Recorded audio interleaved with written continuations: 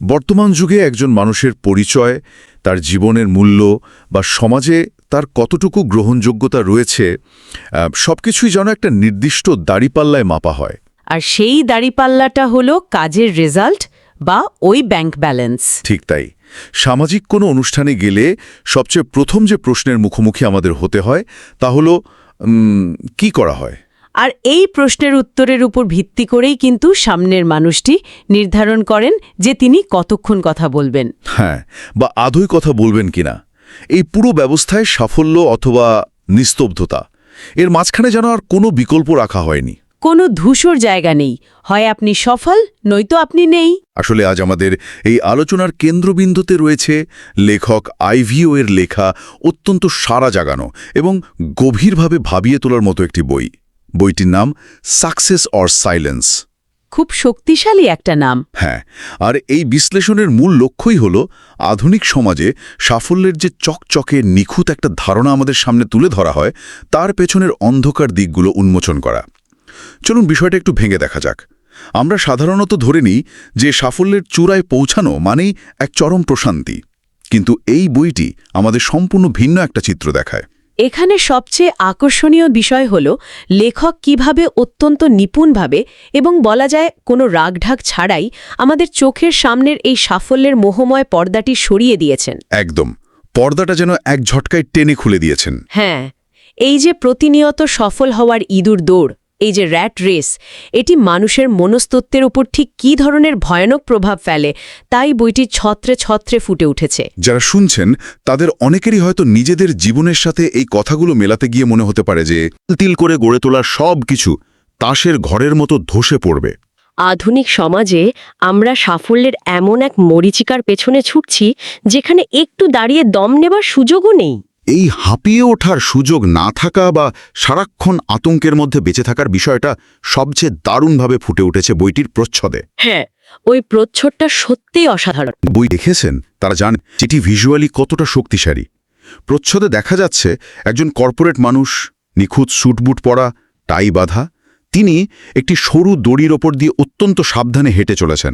কিন্তু দড়িটা তো সাধারণ দড়ি নয়। একদমই না। ভালো করে তাকালে দেখা যায় এই দড়িটি সাধারণ কোনো সুতো বা নাইলনের তৈরি নয়। এটি তৈরি হয়েছে অসংখ্য অফিসের নথিপত্র, চুক্তিপত্র আর নানা ধরনের কাগজের স্তূপ দিয়ে। এই রূপকটা কতটা গভীর একবার ভাবুন। একটি কাগজের তৈরি দড়ির ওপর একজন মানুষ তার পুরো শরীরের ভার ছেড়ে দিয়েছেন। দৃশ্যপটটা কল্পনা করলেই একটা অস্বস্তি কাজ করে। এটি আমাদের চোখে আঙ্গুল দিয়ে দেখিয়ে দেয় যে আমাদের পেশাদার জীবন কতটা ভঙ্গুর। একটি সামান্য অর্থনৈতিক মন্দা বা অফিসের একটি খারাপ পারফরম্যান্স রিভিউ, হ্যাঁ, বা কোম্পানির পলিসিতে একটা ছোট্ট পরিবর্তন, আর মুহূর্তের মধ্যে সেই কাগজের দড়ি ছিঁড়ে নিচে পড়ে যাওয়ার উপক্রম হতে পারে। ওই প্রচ্ছদের ভিজুয়ালটিতে আরেকটি চমকপ্রদ ডিটেল রয়েছে। ওই যে জিনিসগুলো নিচে পড়ে যাচ্ছে। হ্যাঁ, সেই কাগজের দড়ির ওপর ভারসাম্য রাখার প্রবল চেষ্টার মধ্যেই মানুষটির হাত ফসকে মহাশূন্য পড়ে যাচ্ছে বেশ কিছু জিনিস।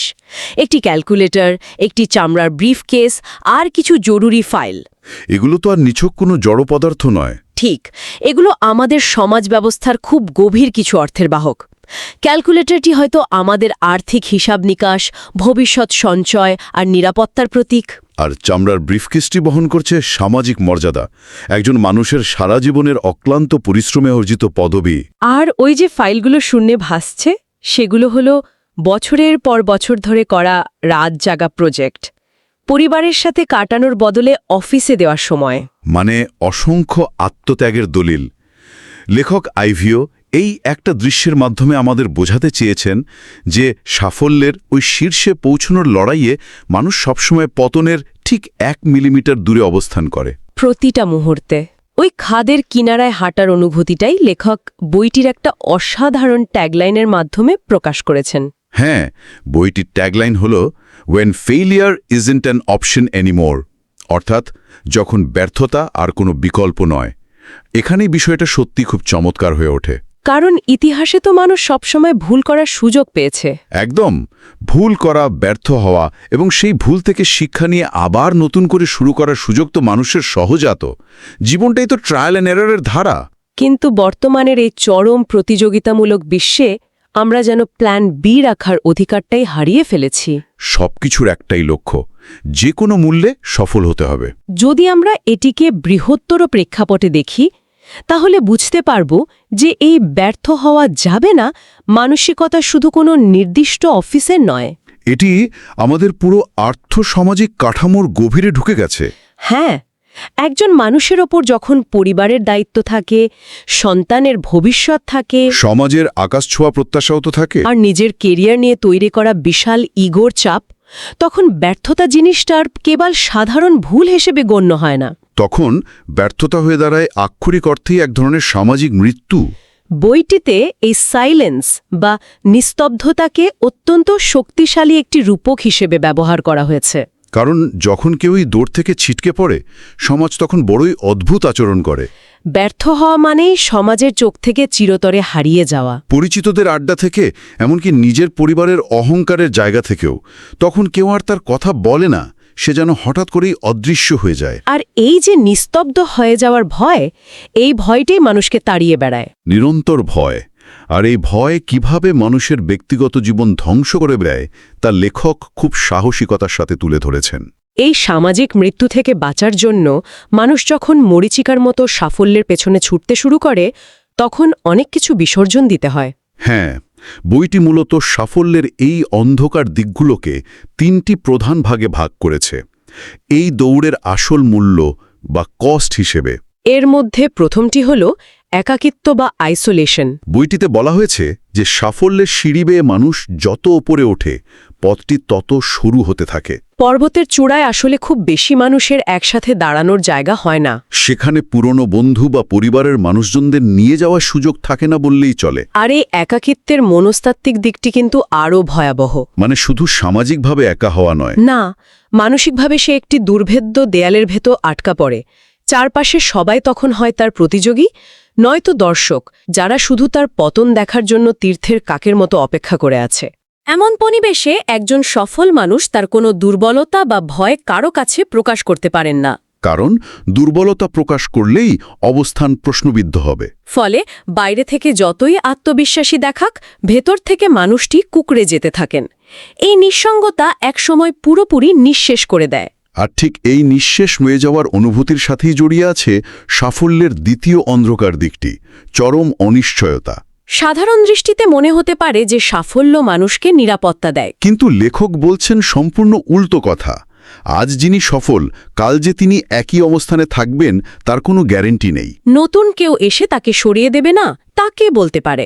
এই অনিশ্চয়তার বিষয়টি মানুষকে কিভাবে প্যারানোয়া বা অমূলক ভীতির দিকে ঠেলে দেয় তা বইটিতে দারুণভাবে ব্যাখ্যা করা হয়েছে। এই অনিশ্চয়তার কারণে সবচেয়ে বড় যে ক্ষতিটি হয় তা হল বর্তমান মুহূর্তকে উপভোগ করার ক্ষমতা হারিয়ে ফেলা। একটু আগে যে বলছিলেন একটা লক্ষ্য অর্জনের পরের দিন থেকেই নতুন দুশ্চিন্তা শুরু হয়। হ্যাঁ, কারণ সাফল্যের কোনো চূড়ান্ত ফিনিশ লাইন নেই। একটি লক্ষ্য ছুলেন তো লক্ষ্যমাত্রা আরও দূরে সরে গেল। এই চলমান গোলপোস্ট মানুষকে সবসময় ভবিষ্যতের আশঙ্কায় তটস্থ রাখে। রাতের বেলা ঘুমোতে যাওয়ার সময়ও মস্তিষ্কে হিসাব নিকাশ চলতে থাকে। ফলে সাফল্য এলেও তার আনন্দ কখনোই উপভোগ করা হয় না। এই অনিশ্চয়তা হলো এক অদৃশ্য চেন। আর এই চেনে বাধা পড়ে টিকে থাকার যে মরিয়া চেষ্টা, সেখান থেকেই জন্ম নেয় তৃতীয় অন্ধকার দিকটি, আদর্শের বিসর্জন। কম্প্রোমাইজ।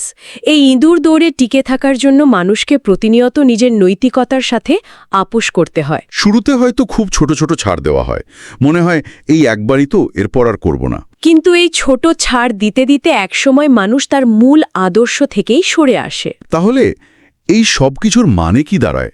আমরা কি তবে এমন এক সাফল্যের পেছনে পুরো জীবন ব্যয় করছি যা শেষ পর্যন্ত আমাদের শান্তি এবং আসল পরিচয়টাই কেড়ে নেয়? এটি একটি গুরুত্বপূর্ণ প্রশ্নের জন্ম দেয়। কারণ যদি আমরা এই 3টি পয়েন্ট একসাথে মিলিয়ে দেখি, একাকিত্ব, অনিশ্চয়তা আর আদর্শচ্যুতি, হ্যাঁ, এই 3টি মিলিয়ে দেখলে বোঝা যায় যে আমরা যাকে সমাজ স্বীকৃত সাফল্য বলছি তা আসলে বিশাল মনস্তাত্ত্বিক ফাঁদ। এই ফাঁদে একবার পা দিলে বেরোনো কঠিন, কারণ চারপাশে সবাই হাততালি দিতে থাকে। আইভিওর সবচেয়ে বড় কৃতিত্ব হল তিনি এই চরম সত্যগুলোকে কোনো মিষ্ট কথায় প্রলেপ ছাড়াই আমাদের সামনে তুলে ধরেছেন। নৈতিকতার বিসর্জন একজন মানুষকে কিভাবে নিজের সত্তা থেকে বিচ্ছিন্ন করে দেয় তার চমৎকার উদাহরণ বইটিতে আছে। যখন একজন মানুষ আয়নার সামনে দাঁড়িয়ে নিজের চোখে চোখ মিলাতে পারেন না, অথচ সমাজের চোখে তিনি একজন রোল মডেল, সেই মুহূর্তের যে মানসিক যন্ত্রণা, তার চেয়ে বড় শাস্তি বোধহয় আর কিছু হতে পারে না। এই সত্যগুলো হজম করা কঠিন হলেও বর্তমান সময়ের কর্পোরেট কাঠামোর এটি আসল চেহারা। এই পুরো বইটির পড়ার পর যে উপলব্ধিটা সবচেয়ে বেশি নাড়া দেয় তা হল কাগজের তৈরি দড়ির উপর দাঁড়িয়ে কখনো একটি দীর্ঘস্থায়ী এবং অর্থবহ জীবন করা সম্ভব নয়। আপনি ব্যক্তিগত দক্ষতার যতই ভারসাম্য বজায় রাখুন না কেন, ওই কাগজের দড়ি একদিন না একদিন ছিঁড়বেই, অথবা বৃষ্টিতে গলে যাবে। তাই এই বই থেকে সবচেয়ে বড় শিক্ষাটি হল এই ভঙ্গুর কাঠামোর উপর অন্ধের মতো নিজের পুরো অস্তিত্বকে সঁপে না দেওয়া। আমাদের বুঝতে হবে যে পেশাদার পরিচয়টাই আমাদের একমাত্র পরিচয় নয়। যদি পতন হয়ও, চাকরি চলে যায়, তার মানে এই নয় যে জীবনের সেখানেই সমাপ্তি। এই উপলব্ধি থেকেই উত্তরণের আসল উপায় বেরিয়ে আসে। লেখক এখানে আমাদের একটা পথও দেখিয়েছেন। আমাদের সবচেয়ে বড় ভুল হল সাফল্যের সংজ্ঞা নির্ধারণের দায়িত্বটা আমরা সমাজের হাতে ছেড়ে দিয়েছি। সমাজ একটি অদৃশ্য রুল বুক তৈরি করে দিয়েছে। এত টাকা বেতন হলে সফল, ওই গাড়ি থাকলে সফল। কিন্তু বইটি শেখায় যে সাফল্যের সংজ্ঞা অন্যের মাপকাঠিতে বিচার করা উচিত নয়। এটি নিজের জীবনের মূল্যবোধের উপর ভিত্তি করে তৈরি করতে হবে। কারো কাছে $1,000,000 কোম্পানি দাঁড় করানোটা সাফল্য হতে পারে, আবার কারো কাছে হয়তো কাজ শেষে সন্ধ্যায় বাড়ি ফিরে পরিবারের সাথে সুন্দর বিকেল কাটানোই সবচেয়ে বড় সাফল্য। আর ব্যর্থতাকে নিয়ে যে আদিম ভীতি গেঁথে দেওয়া হয়েছে তার সমূলে উপড়ে ফেলতে হবে। ব্যর্থতাকে কোনো চূড়ান্ত গন্তব্য হিসেবে না দেখে জীবনের শিক্ষণীয় অংশ হিসেবে গ্রহণ করতে হবে। দড়ি থেকে পড়ে যাওয়া মানেই চিরতরে হারিয়ে যাওয়া নয়, বরং নতুন করে শক্ত মাটিতে দাঁড়িয়ে শুরু করার প্রস্তুতি। এই শক্ত মাটিতে পা রাখার রূপকটি সত্যিই অসাধারণ। এই আলোচনা থেকে পরিষ্কার যে সাকসেস অর সাইলেন্স কেবল একটি সেলফ হেল্প বই নয়, এটি আধুনিক জীবনযাত্রার স্বচ্ছ আয়না। এটি আমাদের দেখায় যে এই দৌড়ে সামিল হওয়ার শেষ পরিণতি কি হতে পারে, আর একই সাথে স্বেচ্ছায় সেই কাগজের দড়ি থেকে নেমে আসার সাহসও যোগায়। যারা শুনছেন তাদের অনেকের মনেই হয়তো এতক্ষণে নিজেদের জীবনের সাফল্যের সংজ্ঞাগুলো নতুন করে মূল্যায়ন করার তাগিদ তৈরি হয়েছে।